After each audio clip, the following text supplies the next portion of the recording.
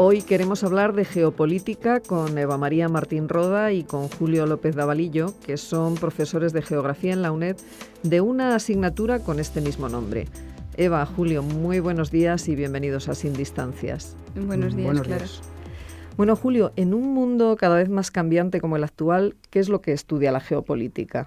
La geopolítica tiene como objetivo de estudio todo lo relativo al territorio y sus recursos, así como las relaciones que se dan entre estos y los poderes establecidos. Generalmente, cuando hablamos de poderes establecidos, nos referimos al Estado, aunque también hay que considerar los poderes económicos, políticos, sociales o religiosos, y las relaciones que se dan entre estos poderes y los territorios.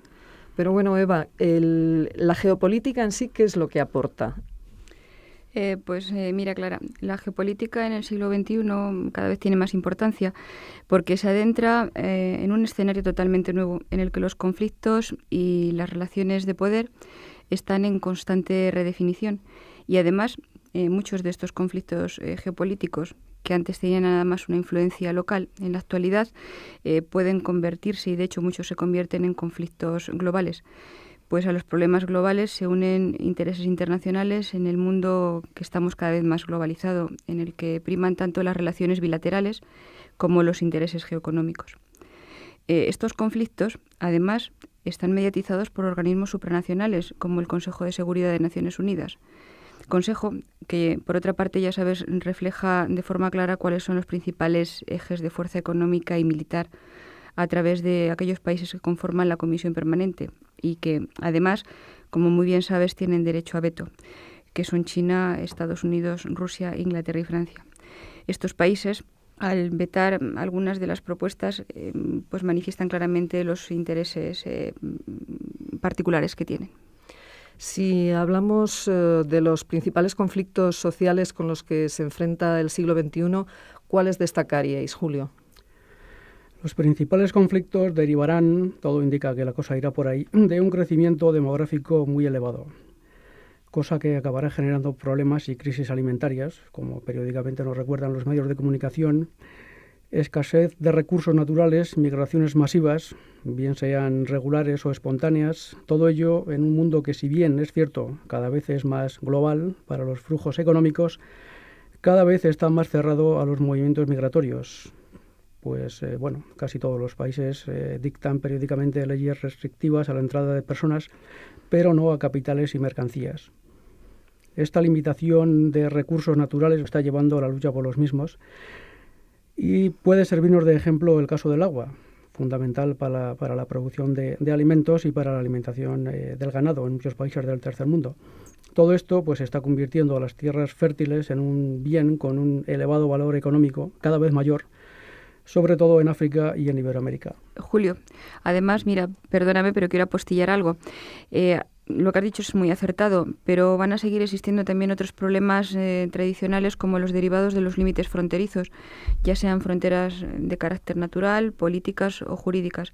Incluso los propios límites interiores en las naciones pueden generar algún tipo de conflictos, como en España está sucediendo con el enclave del Condado de Treviño, o sea, que pertenece a Burgos y está enclavado en otra comunidad autónoma. O sea, que todo esto puede generar también o ser fuente de conflictos. Bueno, volviendo a lo explicado por Julio, podríamos decir entonces que la geopolítica tiene un trasfondo económico muy importante, ¿no? Sin lugar a dudas que lo tiene. De hecho, algunos autores incluso hablan desde hace varios años de una rama de la geopolítica que es la geoeconomía, ¿no? Que es la que estudia la distribución espacial de los recursos económicos y los conflictos, luchas, pulsos que por ellos se establecen. Es por ello que, que estos conflictos por los recursos cada vez tienen un trasfondo económico más importante, porque además los mismos están en un mundo en una constante expansión demográfica y donde países que hasta no hace mucho eran países subdesarrollados o en vías de desarrollo han irrumpido, por usar un término, una metáfora, como un elefante en una cacharrería, ¿no? Tal es el caso de China o la India. Bueno, pero que los países subdesarrollados se desarrollen es bueno socialmente y debería ser un factor de estabilidad y no de conflicto, ¿no? Bueno, Clara, mira, como todo en este mundo tiene su claro y su oscuro. Por una parte, el surgimiento de una economía global ha permitido que nuevos países se incorporen a los flujos económicos y comerciales internacionales, que eso está muy bien, y de distintas maneras, ya sea mediante la comercialización de materias primas o gracias a la deslocalización productiva de las industrias de los países desarrollados en busca, eso sí, de mayores beneficios corporativos. No obstante, todo ese proceso ha tenido dos efectos, a mi modo de entender, perversos, ¿no?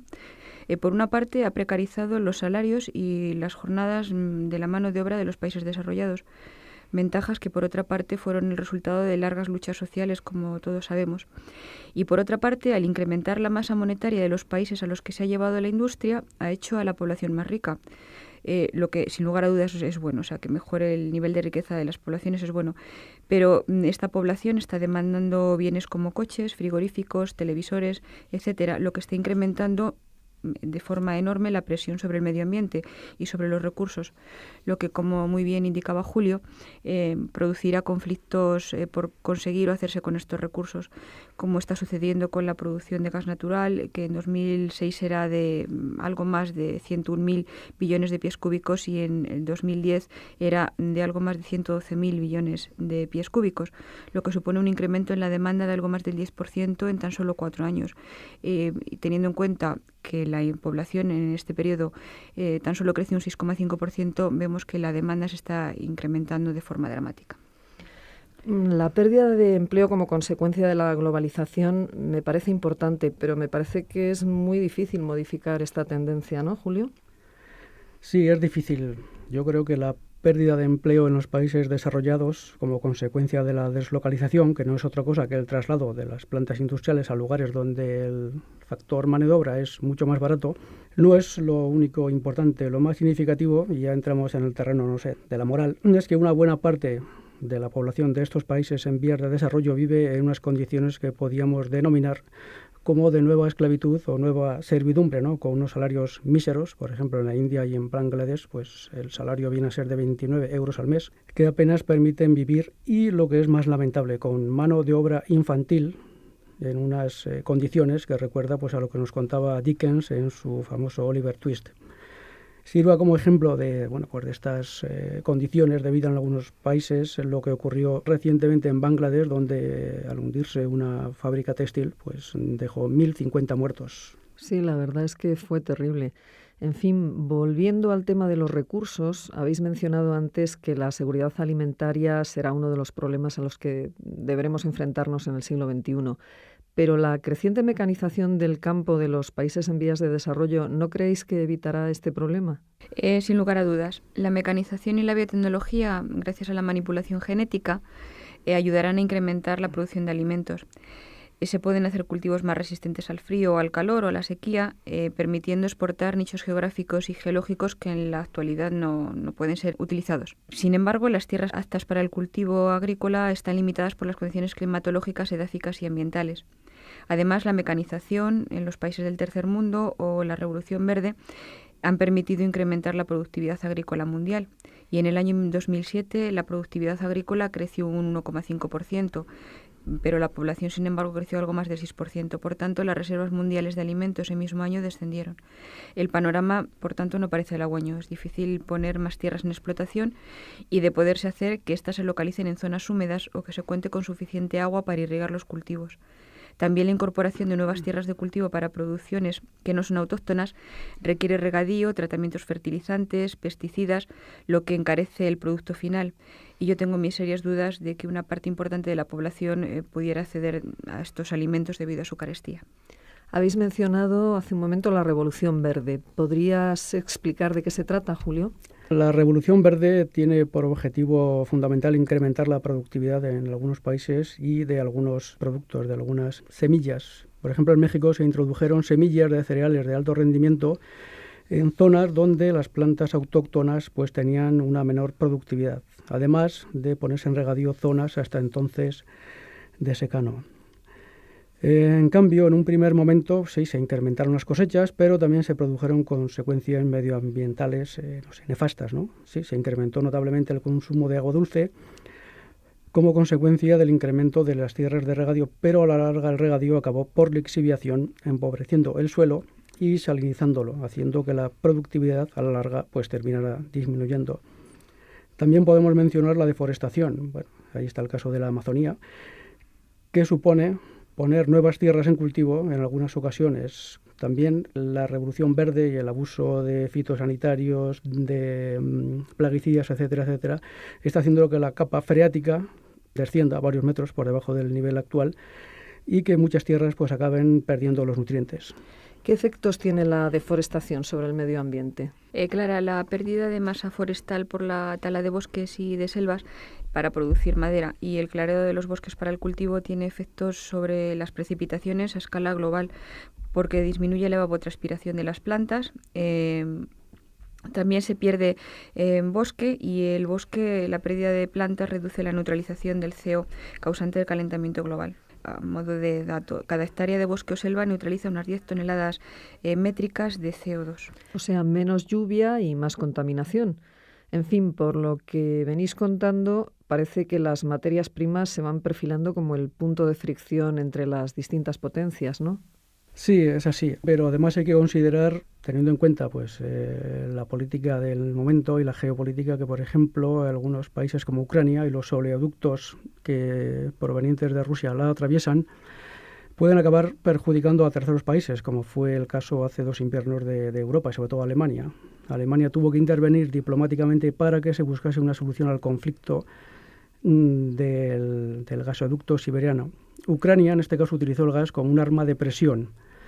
El tema de la producción de cereales, Argentina, por ejemplo, limitó la exportación de este cereal hace unos 2 años en concreto, cuando pues el precio en el mercado internacional estaba bastante bajo. Automáticamente el precio subió, lo que a la larga pues permitió a Argentina venderlo a un precio más elevado, perjudicando, por ejemplo, la producción de Egipto. Otro factor a tener en cuenta pues puede ser el agua, ¿no? Esta lucha por los recursos. Etiopía, por ejemplo, tiene un potente o potentísimo elemento negociador en su situación geográfica, toda vez que controla una buena parte del curso del Nilo Azul, del cual depende Egipto en buena medida. O sea que podríamos decir que los recursos y las zonas geográficas que los atesoran tendrán cada vez más importancia en el mundo globalizado actual, ¿no? Sí, en la geografía se dice que el determinismo no tiene sentido, sin embargo no se puede obviar el hecho de que existen regiones que bien por sus recursos o por su situación geográfica tienen un alto valor geoestratégico y geopolítico. Por ejemplo, el Golfo de Guinea y sus relativamente recientes recursos energéticos. En el Golfo de Adén, con grandes petroleros obligados a pasar por el estrecho de Bab el-Mandeb, cerca de las costas de Somalia, ha obligado a desplazar buques de las armadas occidentales para garantizar la seguridad de los transportes marítimos y del transporte de petróleo y evitar los secuestros por parte de los piratas somalíes. O el estrecho de Hormuz, por donde necesariamente deben salir los grandes petroleros con crudo de los países del Golfo, pues el canal de Suez es inoperante para el calado de los grandes petroleros. El mismo Mediterráneo, tanto en su parte oriental, con el Bósforo sobre la que ejerce su influencia Rusia, o la parte occidental, con el estrecho de Gibraltar, zona de influencia de la OTAN, son espacios de gran valor geoestratégico derivado de su posición geográfica. Las vías de transporte del crudo, por lo que acabáis de contar, tienen, por tanto, una gran importancia geoestratégica. Además de estas marítimas, ¿podéis señalar otras vías que transporten el crudo? Se puede mencionar, por ejemplo, los gasoductos que vienen de Siberia, que entran en Europa Occidental o en Europa Central a través de Ucrania. Por ejemplo, el gasoducto que de Odessa va al Báltico, que va de Odessa por la ciudad de Brody, en Ucrania, Plots. Podemos mencionar también el denominado oleoducto de la Amistad, que conecta Rusia con el Báltico.